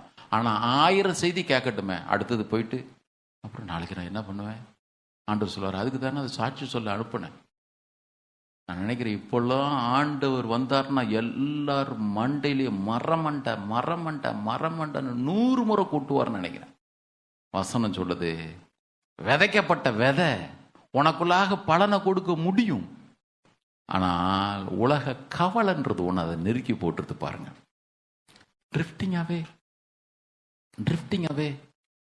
எனக்கு ஆண்டவர் எல்லா விதத்திலும் போதுமானவர். ஏங்க, ஜீவனை கொடுத்தாரு, உன்னை ரட்சிக்கிறதற்கு என்கிட்ட இருக்கிற பொண்ணையும் வெள்ளியும் கொடுக்கல, என்னையே உனக்கு தர்றேன்னு சொன்னவர் இருக்கிற பொண்ணை வெள்ளியும் கொடுக்க மாட்டாரா என்ன? அவர் சொன்னார், பூமியும் அது நிறையும் என்னுடையது, பொண்ணு வெள்ளியும் கர்த்தருடையது, மலைகளிலே மேய்கிற சகல மிருகங்களும் என்னுடையவைகள், ஜாதியும் குடிகளும் என்னுடையவைகள். இவ்வளவு பிரம்மாண்டமான ஒரு தேவன் என்னுடைய தகப்பனா இருக்கிறாரு. ஆனா வசனம் சொல்லுது, சில நேரத்தில் உலக கவலை நம்மளை கொண்டு போயிடும். அடுத்தது வாசிக்கலாமா? 13:22 வாசிங்க. சோதனை வரும் பொழுது வாசிங்க. வசனத்தை கேட்பான், வந்து வசனத்தை கேட்கிறவனா இருந்தும் உலக கவலை ஐஸ்வர்யத்தின் மயக்கமும் வசனத்தை நெருக்கி சோதனை வர்ற சோதனை. குறிப்பா மாத்திரம் சொல்றேன். 4வது என்ன தெரியுமா? இந்த உலகத்துக்கு மேல ஒரு அஃபெக்ஷன் இருந்துகிட்டே இருக்கும் பாருங்க. நான் ரட்சிக்கப்பட்ட கூட்டம்னு சொன்னா கூட சரி, அப்படியே இருந்துகிட்டே இருக்கும். இன்னும் எத்தனை சகோதரிங்க வீட்டுல இன்னும் உட்காந்து டிவி சீரியல் பார்த்துட்டு இருக்கிறீங்கன்னு எனக்கு தெரியல. உண்மையை சொல்லுங்க சின்சியரா. இன்னும் வீட்டுல சினிமா ஓடிக்கிட்டே தான் இருக்குது. கேட்டா சொல்றது, அது ஒண்ணுதான் பிரதர் எனக்கு என்டர்டெயின்மெண்ட்டே, அது ஒண்ணுதான் பிரதர் எனக்கு. இன்னும் அப்படி கொஞ்சம் கொஞ்சமா தான் இழுக்கும். திரும்ப சொல்றேன், சோதம் ஒரே நாள்ல உங்களை இழுத்து போடவே போடாது. நீங்க நாளைக்கு அந்த டிவி சீரியலை பார்க்கலன்னா மண்டையே வெடிச்சிரும். அப்பவே தெரிஞ்சுங்க உங்க கழுத்து மேல காலை வச்சிருக்குது அதுதான். தேமா இந்த பிரபஞ்சத்தின் மேல ஆசை வச்சுட்டு, அது எதுவாக வேண்டுமானாலும் இருக்கலாம். நான் உங்களுக்கு உதாரணத்திற்கு 1-2 சொல்றேன். பிரபஞ்சத்தின் மேல ஆசை வைத்து சில பேர் சொல்லுவாங்க, எனக்கு அதெல்லாம் ஒன்றும் ஆசையே இல்லை பிரதர். ஆனா பின் மண்டையில் அது ஓடிக்கிட்டே இருக்கும். பிரபஞ்சத்தின் மேல ஆசை வைத்து அப்படியே ட்ரிஃப்டிங் அவே.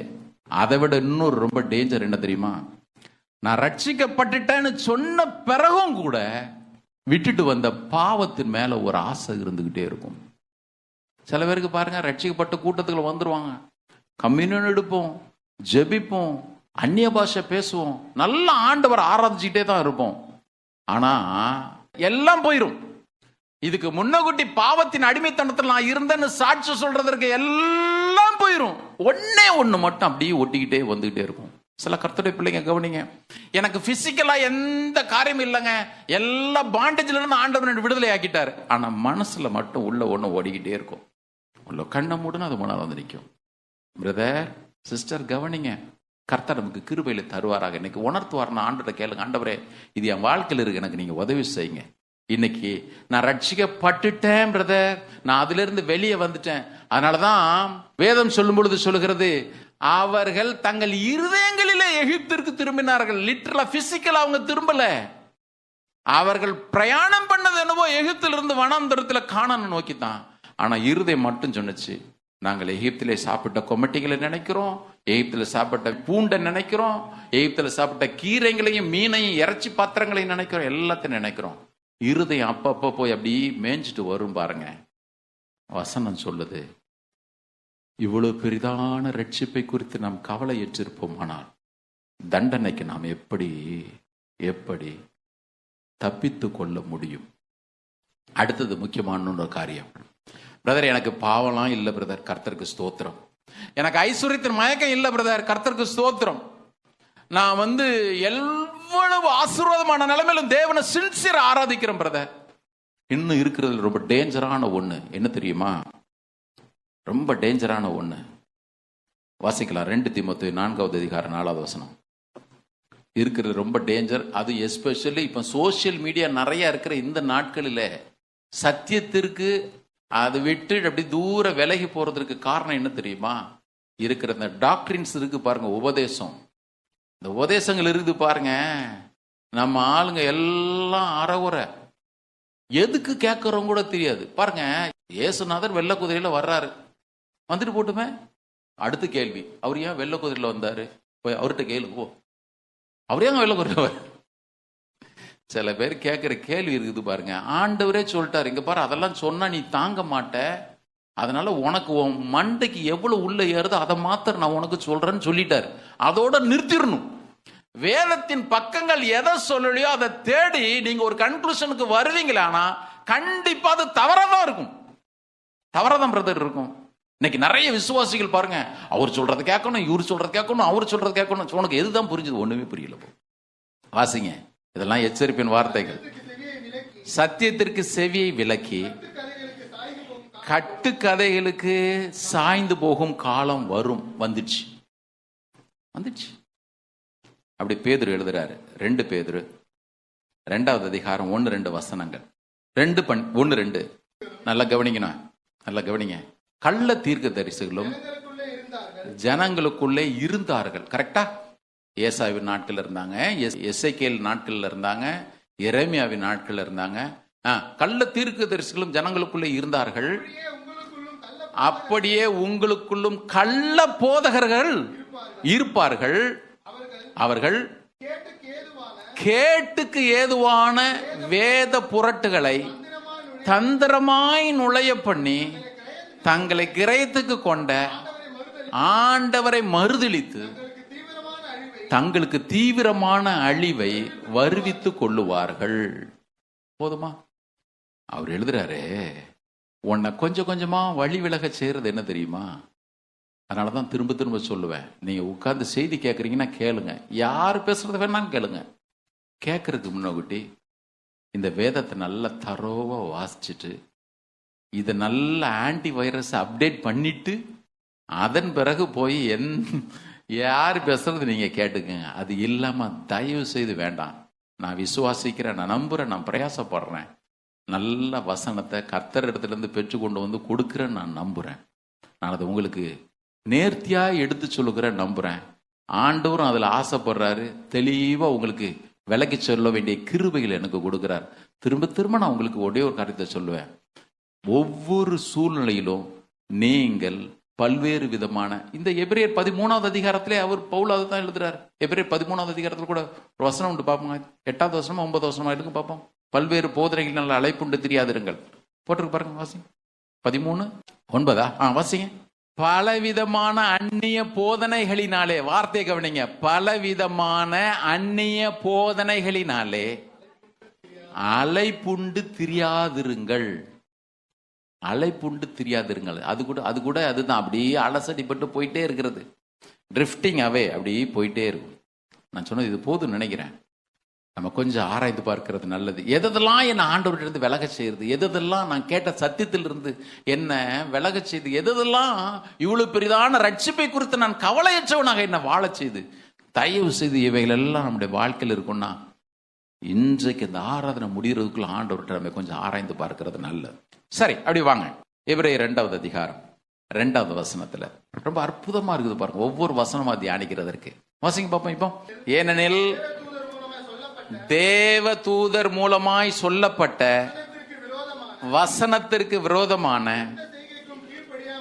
எந்த செய்கைக்கும், நல்லா கவனிங்க, விரோதமான செய்கை கீழ்ப்படியாமை. 2 காரியத்தை சொல்றார். 1 டிரான்ஸ்கிரிப்ஷன், மீறுதல். கரெக்டா?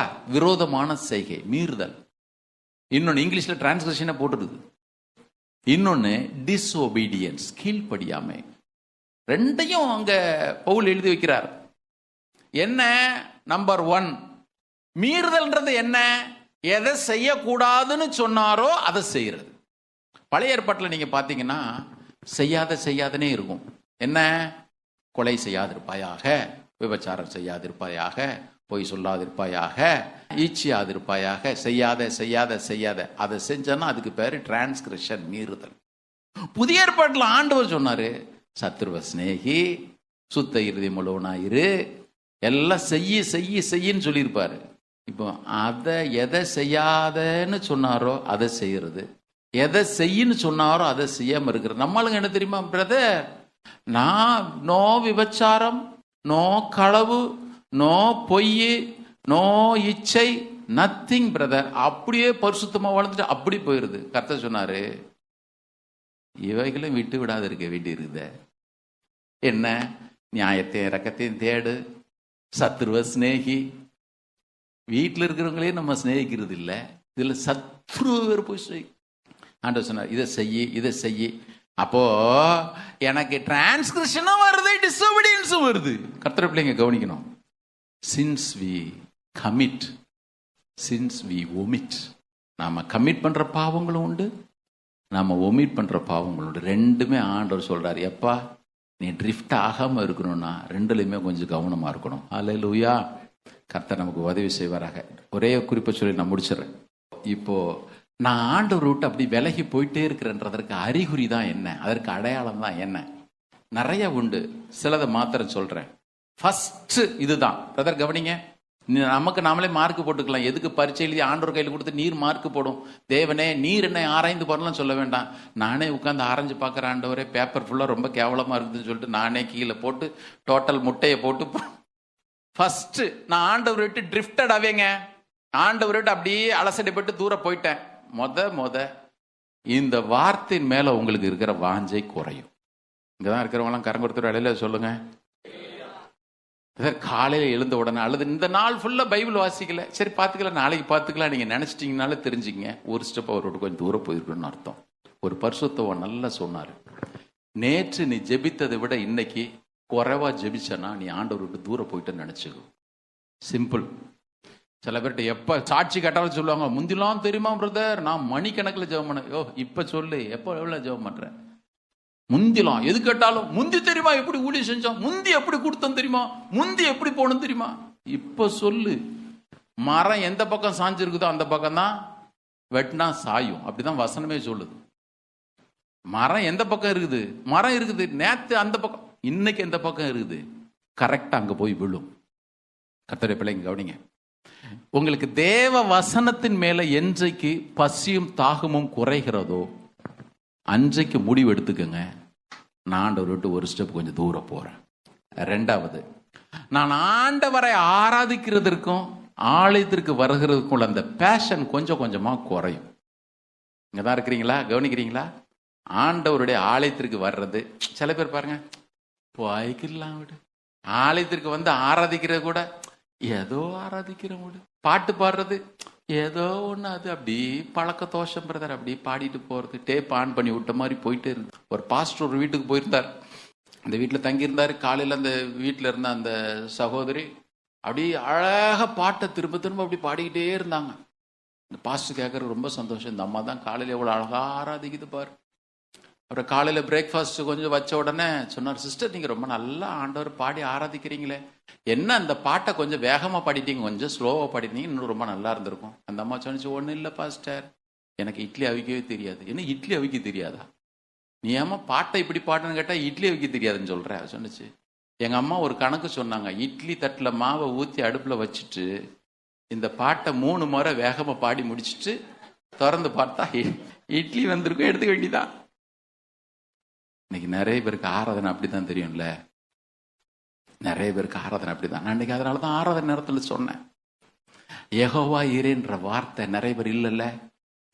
யெகோவா ஈரேன்ற வார்த்தை ஆபிரகாமுக்கு ஒரு உணர்வை கொடுத்துச்சு, ஈசாக்குக்கு ஒரு உணர்வை கொடுத்துச்சு. யெகோவா ஈரே அப்படின்னு ஆபிரகாம் சொன்னான், அவர் யெகோவா ஈரே இல்லைன்னா அவன் வாழ்க்கையை தொலைஞ்சிருக்கும். அது அவனுக்கு தெரிஞ்சிருந்ததுனால உணர்வு பூர்வமா பேசினான். யெகோவா ஈரே இல்லைன்னா ஈசாக்கு வாழ்க்கை முடிஞ்சிருக்கும், அவனுக்கு தெரியாதனால ரொம்ப கேஷுவலா அதை சொல்லியிருப்பான். சத்தியம் ஒண்ணுதான், தேவன் ஒண்ணுதான், அவருடைய கிரியை ஒண்ணுதான். இன்றைக்கு நிறைய தேவ பிள்ளைகளுடைய வாழ்க்கையில என்ன தெரியுமா, ஆராதனை ரொம்ப கேஷுவலா இருக்குதுங்க. சபைக்கு வந்து பாடுறது கேஷுவலா அப்படி பாடணும், வரணும், போகணும். சண்டே ஆனா ஒரு 3 மணி நேரத்தை அதுக்குன்னு ஒதுக்கிடணும். மறந்துடாதீங்க, தேவனுக்குள் உங்களுக்குள்ள ஆரம்பத்தில் இருந்துச்சு தெரியுமா ஒரு பேஷன் இருந்துச்சுல்ல, அப்படி அந்த தீராத ஒரு ஆவலோட எல்லாத்தையும் பண்ணீங்கல்ல, இன்றைக்கு அது குறைந்திருக்குமே. ஆனால் கண்டிப்பா வாழ்க்கை கொஞ்சம் ஆராய்ந்து பார்க்கிறது நல்லது, தேவனிடத்துல நெருங்குகிறது நல்லது. மூன்றாவது, முதல்ல பாவம் ஒரு சின்ன தப்பு செஞ்ச உடனே அப்படியே மனசு சுருக்குன்னு குத்தும், ஐயோ செய்யக்கூடாது. ஆனா இன்னைக்கு அது உங்களுக்கு ரொம்ப பழகி போயிடுச்சு இல்ல. நிறைய பேருக்கு அப்படிதான். ஆரம்ப நாட்கள்ல மனசு சுத்த மனசாட்சி, அப்படி நாட்கள் போக போக அட விட அதெல்லாம் என்ன பெரிய தப்பா, என்ன அதெல்லாம் ஆண்டவர் கண்டுக்க மாட்டார். வேதம் சொல்லுகிற தங்களுடைய மனசாட்சியிலே சூடுண்ட பொய்யரில் சிலர்னு போட்டிருக்கு. மனசாட்சி அப்படி சூடுபட்டு போயிடுச்சு பிரதர். சகோதரிங்க கவனிக்கணும், மனசாட்சி அப்படியே சூடுண்டு போயிடுச்சு. வீட்டில் நீங்க நாய் வளர்த்தீங்கன்னு வச்சுங்களேன், வீட்டுக்கு புதுசா ஒருத்தர் வந்தாருன்னு வச்சுங்க, அந்த நாய் பயங்கரமா குறைக்கும், கத்திட்டு கிடக்கும். அவ்வளவுதான், நீங்களும் சொல்லுங்க நம்ம ஆளு விடு, அது குறைச்சிக்கிட்டே இருக்கும். 2வது நாள் அது 5 நிமிஷம் குறைக்கிறது 4 நிமிஷம் ஆக்கிரும். 3வது நாள் குறைக்கும். 4வது நாள் அப்படி பார்த்து அப்படின்னா ஓ நம்ம அவரு வர சொல்லி இருக்கிறாரு. 5வது நாள் உங்களை பார்த்து வாழாட்ட ஆரம்பிச்சிடும். இன்னைக்கு நிறைய பேருடைய மனசாட்சி அப்படிதான் இருக்கு தெரியுமா. நீங்க கொஞ்சம் ஆராய்ந்து பாருங்க, எதை 300 நாளிலே நீங்க ரொம்ப ஷார்ப்பா அதை பார்த்து வெறுத்தீங்களோ, இன்றைக்கு உங்க வாழ்க்கை அதை ஆக்கிரமிக்குமே. ஆனால் கண்டிப்பா நம்ம ஆண்டவர்கிட்ட கொஞ்சம் தூரம் போயிருக்கிறோன்றது அர்த்தம். இன்னைக்கு அதை செட்ரேட் பண்றது நல்லது பிரதர், செட்ரேட் பண்ணிடுறது ரொம்ப நல்லது. இன்னைக்கு அதை செய்து ஆகணும்.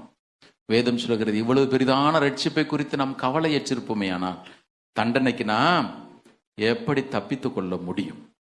நிறைய உண்டு. கடைசியா ஒண்ணே ஒண்ணு, ஒரு பாட்டு கூட உண்டுல்ல, how long it would be. நீ ஜெபம் பண்ணி எவ்வளவு நாள் ஆச்சுப்பா, அப்படி ஒரு பாட்டு உண்டு. நீ ஜெபம் பண்ணி எவ்வளவு நாள் ஆச்சு. நான் உங்களை கை தூக்க சொல்லல, உங்கள்கிட்ட ஒரே ஒரு கேள்வி, தனிமையில ஆண்டவரோட நீங்க நேரம் செலவழிச்சு எவ்வளவு நேரம் ஆச்சு? பிரதர் ரொம்ப நாள் ஆச்சு பிரதர். கண்டிப்பா இன்னைக்கு நீங்க அதை ஆராய்ந்து பார்த்து சீர்படுத்த வேண்டியது அவசியம். நான் சொல்றது ஏதோ கொஞ்ச நேரம் ஆண்டவர்கிட்ட ஜெபம் பண்றதுலாம் இல்லை. இன்னைக்கு வாழ்க்கையில் இருக்கிற நிறைய அலுவல்கள், ரொம்ப பிஸி ஆயிட்டேன்னு சொல்லி சொல்லி சொல்லி சொல்லி ஆரம்பத்தில் ஆண்டவரோடு இருந்த அனுபவங்கள் கொஞ்சம் கொஞ்சமா அப்படி குறைஞ்சிக்கிட்டு வருது. வேதம் சொல்லுகிறது, நீங்கள் கேட்டவைகளை விட்டு விலகாதபடிக்கு ரொம்ப கவனமா அதற்கு செவி கொடு. அதுல ஒட்டிக்கிட்டே இருந்துக்கோ. ஒவ்வொரு நாள் அது உன்னை உந்தி தள்ளுவதற்கு, உன்னை எச்சரிப்பதற்கு, உன்னை போதிப்பதற்கு, உன் வாழ்க்கையில் அவர் செய்த நன்மைகளை பிரகடனப்படுத்துவதற்கு, நீ அதை பிராக்டிஸ் பண்றதற்கு, உனக்கு வழிவகை செய்வதற்கு ரொம்ப ஷார்ப்பா உன் செவியும் வச்சுக்கோ, மனசையும் வச்சுக்கோ இருக்குமே. ஆனால் கண்டிப்பா அவருடைய வருகையில் நம்ம போவோம். அந்த ரட்சிப்பை நம்முடைய வாழ்க்கையில் தக்க வைத்துக் கொள்ள முடியும். பள்ளியில சொல்லுவோமா, ஒரு சின்ன கதை ஒன்று வாசிச்சுட்டு இருந்தேன். ஸ்கைலார்க், இந்த வானம்பாடி பறவைன்னு சொல்லுவாங்க பாருங்க, கதை தான், ஆனால் என்னுடைய வாழ்க்கைக்கு பொருந்தக்கூடியது. இந்த வானம்பாடி பறவை ஒரு நாள் போய் ஒரு விவசாயியை பார்த்துச்சு. அந்த விவசாயி அதுக்கு 2 புழுக்களை கொடுத்தான். இந்த புழுக்களை சாப்பிட்டுச்சு. மறுநாள் போய் நின்றுச்சு. விவசாயி சொன்னா, உனக்கு நான் 2 புழு தருவேன், நீ எனக்கு உன் இறகுல 1 தரணும். ஒரு இறகு தானே, போயிட்டு போகுது, கொடுத்துச்சு. அது அம்மா பறவை அந்த பறவை கூட்டு போகும்போது சொன்னுச்சு, மகனே பாரு, நமக்கு ஆண்டவர் நல்ல உயர பறக்கிற தன்மையை கொடுத்திருக்கிறார், நல்ல பாடக்கூடிய தன்மைகளை கொடுத்திருக்கிறாரு, நாம் பறந்து பறந்து பாடி பாடி தேவனை துதிக்கணும் அப்படி சொன்னிச்சு. இதுவும் சரி மம்மின்னு கேட்டுக்குச்சு. மறுநாள் வந்துச்சு, புழு மேல ஆசை. சொன்னிச்சு, எனக்கு 2 புழு கொடுங்க. அவன் சொன்னான், நான் 2 புழு தரேன், ஆனா உயரக்குல 1 கொடு.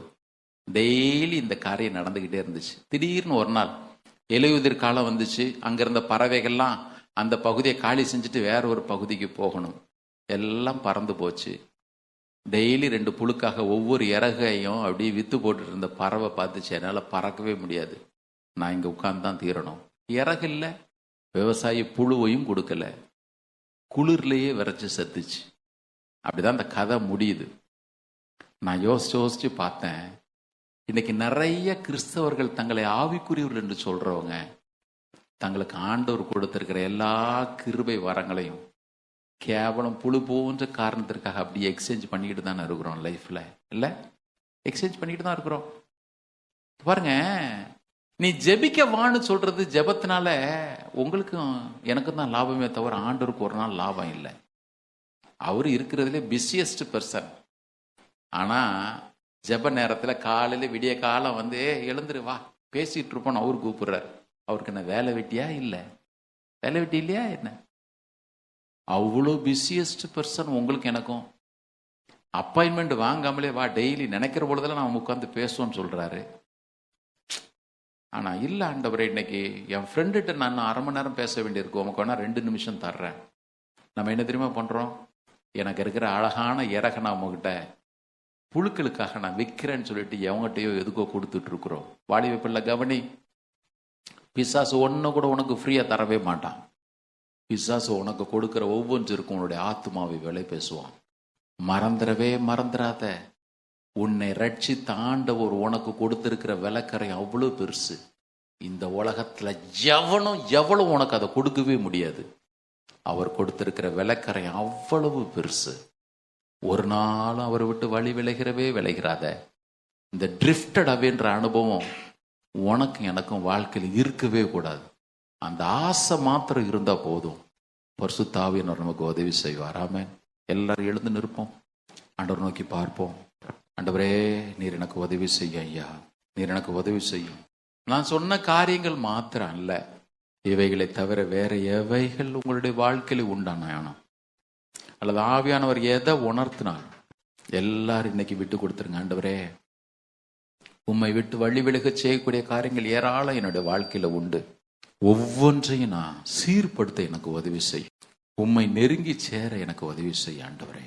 ஒவ்வொரு நாளும் உடைய பாதத்தில் இருக்க நீர் எனக்கு உதவி செய்யும்.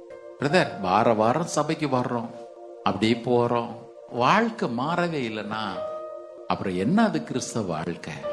இதே எபிரேயர் நிருபத்துல தான் வாசிக்கிறோம். சுவிசேஷம் நமக்கு அறிவிக்கப்பட்டது போல அவர்களுக்கும் அறிவிக்கப்பட்டது. கேட்டவர்கள் விசுவாசம் இல்லாமல் கேட்டபடியினாலே அது அவர்களுக்கு பிரயோஜனமா இருக்கவில்லை. யாரோ ஒரு மனுஷன் லைஃப்ல பலனை கொண்டு வருகிற வசனம் நம்ம லைஃப்ல ஏன் பிரதர் பலனை கொண்டு வர முடியல? ஏன் பலனை கொண்டு வர முடியல? நினைக்கிற வசனத்துல பழுது இல்லை, கேள்வியில மந்த புத்தி வர்றதுனால, இருதய கடினத்து நிமித்தம். உங்க லைஃப்ல என்னைக்கும் அந்த வசனம் பலனை கொண்டு வந்திருந்திருக்க முடியும். எனக்கு தெரியாததா, இது என்ன புதுசா? இன்னைக்கு ஆண்டவர்கிட்ட ஒப்பு கொடுப்போம். என்ன முழுசுமா தந்துற ஆண்டவரே, என்ன முழுசும் நான் ஒப்பு கொடுத்துற ஆண்டவரே. என்னுடைய ஆவி ஆத்மா சரீரம் உம்முடையது. சொல்றவங்க மாத்திர கரங்களை உயர்த்தி ஆண்டவரே, என் லைஃப்ல வேத வாசிக்கிற அனுபவம் குறைஞ்சிடுச்சு. நல்லா தானே ஓடிட்டு இருந்தீங்க, என்ன ஆச்சு? பவுல் கலாத்தியருக்கு கேட்ட அதே கேள்வி உங்கள்கிட்ட நான் கேட்க விரும்புறேன். நல்ல ஆசை இருந்துச்சு வேதத்தை வாசிக்கிறதுல, ஆனா அப்படியே கொஞ்சம் குறைஞ்சிடுச்சு. நல்லா ஜெபிச்சேன் ஆண்டவரே, இன்னைக்கு என்னால ஜெபிக்கவே முடியலையே. நல்லா ஆராதிச்சேனே, ஆவிக்குரிய ஓட்டத்துல ஆர்வத்தோடு இருந்தேன் ஆண்டவரே, இன்றைக்கு அவைகளெல்லாம் குறைஞ்சிடுச்சே. யோசிச்சு பாருங்க, எல்லாத்தையும் இழந்தான் சிம்சோன். அன்றைக்கு இந்த ஒரு விஷயம் மாத்திரம் என்ன நினைவுன்னு கேட்டான். அவனுக்கு இறங்கினவர் பிள்ளைங்க நமக்கு இறங்காம இருப்பாரா என்ன? தேவை ஒண்ணுதான் பிரதர் சிஸ்டர். வாலிப பிள்ளை கவனி, தயவுசெய்து கண்களை மூடுங்க எல்லாரும். வாலிப பிள்ளைங்க ஒவ்வொருத்தரும் ஆண்டோட கேளுங்க. இன்னும் உங்க பக்கத்துல நெருங்க எனக்கு உதவி செய்யுங்க ஏசப்பா. உங்களை இன்னும் கொஞ்சம் நான் நெருங்கணும். என் வாழ்க்கையில வரக்கூடிய எந்த புயலும், எந்த இச்சையும், எந்த போராட்டமும் உங்களை விட்டு மாத்திரம் என்னை பிரிக்காதபடிக்கு நீங்க எனக்கு இறங்குங்க ஆண்டவரே. எல்லாரும் கண்களை மூடி கரங்களை உயர்த்தி, என் ஆத்மாவும் சரீரமும் என் ஆண்டவர்க்கே சொந்தம், இனி வாழ்வது நான் அல்ல, என்னில் இயேசு வாழ்கின்றார். என் ஆத்மாவும் சரீரமும் என் ஆண்டவர்க்கே சொந்தம். இனி வாழ்வது நான் அல்ல, என்னில் இயேசு வாழ்கின்றார். இயேசு தேவா அர்ப்பணித்தேன், என்னையே நான் அர்ப்பணித்தேன். இயேசு தேவா அர்ப்பணித்தேன், என்னையே நான் அர்ப்பணித்தேன். ஏற்றுக்கொள்ளும், ஏந்திக் கொள்ளும், என் இதயம் வாசம் செய்யும். என்னை ஏற்றுக்கொள்ளும், ஏந்திக் கொள்ளும், என் இதயம் வாசம் செய்யும். என் அப்பாவும் தீரு சித்தம், என் அன்றாட உணவையா நான் தப்பாமல் உம் பாதம் தினம் எப்போதும் அமர்ந்திருப்பேன். என் அப்பாவும் தீரு சித்தம், என் அன்றாட உணவையா நான் தப்பாமல் உம் பாதம் தினம் எப்போதும் அமர்ந்திருப்பேன். இயேசு தேவா அர்ப்பணித்தேன், என்னையே நான் அர்ப்பணித்தேன். இயேசு தேவா அர்ப்பணித்தேன், என்னையே நான் அர்ப்பணித்தேன். ஏற்றுக்கொள்ளும், ஏந்திக் கொள்ளும், என் இதயம் வாசம் செய்யும். என்னை ஏற்றுக்கொள்ளும், ஏந்திக் கொள்ளும், என் இதயம் வாசம் செய்யும். நான் தப்பாமல் உம்முடைய பாதம் தினம் எப்போதும் அமர்ந்திருப்பேன். வாழ்க்கையில எப்பொழுதெல்லாம் உங்களுடைய தீர்மானத்தை மறுபடியும் டெடிகேட் பண்ண வர விரும்புறீங்களோ, நீங்க ஃபர்ஸ்ட் வர வேண்டிய இடம் கல்வாரி சிலுவை தான். அங்க வராம யாரும் தன்னுடைய லைஃபை ரீடெடிகேட் பண்ணவே முடியாது. எங்க போனாலும் திரும்ப அங்கதான் வந்து சேரணும், வரணும். பிரதர் சிஸ்டர், வேதம் சொல்லுகிறது, தேவனே சாட்சி கொடுத்த ரட்சிப்பு இது. அற்புதங்களினாலும் அடையாளங்களினாலும் அவர் சாட்சி கொடுத்திருக்கிறார். இவ்வளவு பெரிதான ரட்சிப்பு இந்த உலகத்துல இருக்கிற கோடீஸ்வரர்களுக்கெல்லாம் கிடைக்காதது. இவ்வளவு பெரிதான ரட்சிப்பு. அவருடைய அழைக்கப்பட்ட அழைப்புக்கு அந்த பாத்திரவான்களாய் நடந்து கொள்வது நம்முடைய வேலை. வேதம் சொல்லுகிறது, நீங்கள் அழைக்கப்பட்ட அழைப்புக்கு பாத்திரவான்களாய் நடந்து கொள்ளுங்கள். ஆண்டவரே, எல்லாரும் ஒரு நிமிஷம் கேட்போம். ஆண்டவரே, அந்த அழைப்புக்கு நான் பாத்திரவானா நடக்கிறேன், எனக்கு உதவி செய்ய ஐயா. நிறைய நேரத்துல நான் யசூரனை போல எட்டி உதைச்சிருக்கிறேன். நிறைய நேரத்துல பேதுருவை போல நான் மறுதளிச்சிருக்கிறேன். யூதாச போல காட்டி கொடுத்த அனுபவங்களும் உண்டு. என்ன மன்னிச்சிருங்க. உம்மோடு நெருங்க நீர் எனக்கு உதவி செய்ய ஐயா. கிருபையில நல்ல பிதாவே, இந்த நல்ல நாளுக்காக நன்றி செலுத்துகிறோம். நீர் எங்களை எவ்வளவாய் நேசிக்கிறீர். ஆண்டவரே, எங்க வாழ்க்கையில் இருக்கிற கீழ்ப்படியாமையும் அகற்றும், மீறுதல்களையும் அகற்றும். நீர் எவைகளெல்லாம் செய்ய வேண்டாம் என்று சொல்லுகிறீரோ அவைகளை நாங்களும் வெறுக்கட்டும். எவைகளெல்லாம் செய்ய சொல்லுகிறீரோ அவைகளை நாங்களும் செய்யட்டும். உதவி செய்ய ஐயா, உதவி செய்யும். ஆண்டவரே, உங்களுக்கு எது பிரியம் இல்லையோ அது நாங்களும் வெறுக்கணும். அது எங்களுக்கு பிரியமில்லாதவைகளாக மாறட்டும். உங்களுக்கு எவைகள் பிரியமுள்ளவைகளோ எங்களுக்கும் அவைகள் பிரியமுள்ளவர்களாக மாறட்டும். ஐயா, எங்களுக்கு உதவி செய்யுங்க. எங்களுக்கு தெரியல ஆண்டவரே, நீர் எவையெல்லாம் நாங்கள் விட விரும்புகிறீர் அவைகள் எல்லாவற்றிலையும் நாங்கள் மேற்கொள்ள எங்களுக்கு கிருபை தாரும், அபிஷேகத்தை தாரும், பலனை தாரும்.